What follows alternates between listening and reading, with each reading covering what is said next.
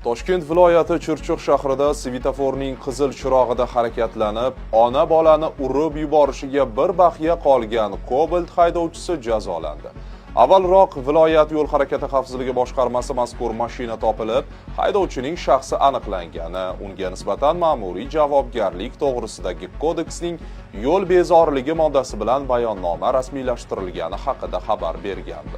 Ta'kidlanishicha, to'plangan hujjatlar sudga yuborilgan. Sud esa ishini ko'rib chiqib, haydovchini transport vositalarini boshqarish huquqidan 2 yil muddatga mahrum etgan.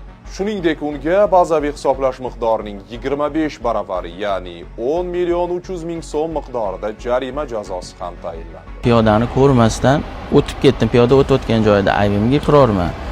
Lekin men bu narsani bilib qilmagandim. Bu vaziyatim shunaqa bo'lib qoldi akalar.